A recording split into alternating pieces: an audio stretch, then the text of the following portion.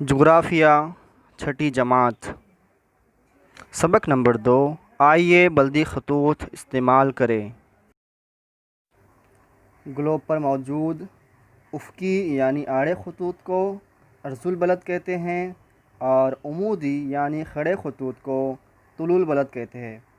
Globe پر عرض البلد اور طول البلد کی وجہ سے خطوط کا جال بن جاتا ہے، اسے بلدی خطوط کا جال کہتے ہیں۔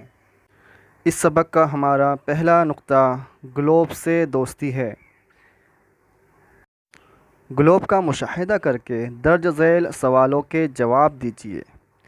گلوب کے افقی خطوط کو کیا کہتے ہیں؟ خط استوا کن ممالک اور کون سے بحر اعظموں سے گزرتا ہے؟ 0 درجے بنیادی طول البلد اور 0 درجے بنیادی عرض البلد یعنی خط استوا جہاں ایک دوسرے کو قطع کرتے ہیں اس نقطے پر دائرہ بنائیے۔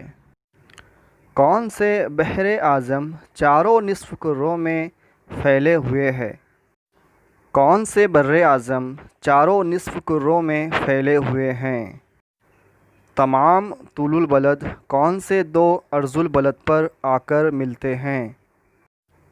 بچوں، جب ہم ان سوالات کے جوابات گلوب پر تلاش کریں گے تو یقیناً ہماری دوستی گلوب سے ہو جائیں گی۔ تو آپ گلوب کے ذریعے سے ان سوالوں کے جوابات تلاش کرنے کی کوشش کیجیے۔ آئیے دیکھتے ہیں کہ بلدی خطوط یعنی عرض البلد اور طول البلد کے خطی جال کا استعمال کیسے کیا جا سکتا ہے۔ دنیا کے نقشے یا گلوب کا استعمال کر کے ہم بلدی خطوط کے استعمال کو سمجھیں گے۔ زمین پر کسی مقام کی نشاندہی کرنے کے لیے صرف ایک عرض البلد اور ایک طول البلد ہی پر اکتفا کیا جاتا ہے۔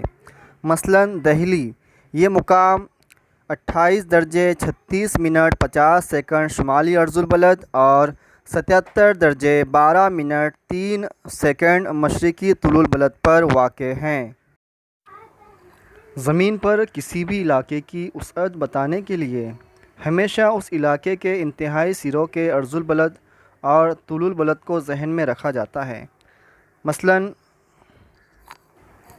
آسٹریلیا کی وسعت 10 درجے 30 منٹ جنوبی سے 43 درجے 39 منٹ جنوبی عرض البلد اور 113 درجے مشرقی سے 153 درجے 30 منٹ مشرقی طول البلد کے درمیان پھیلا ہوا ہے۔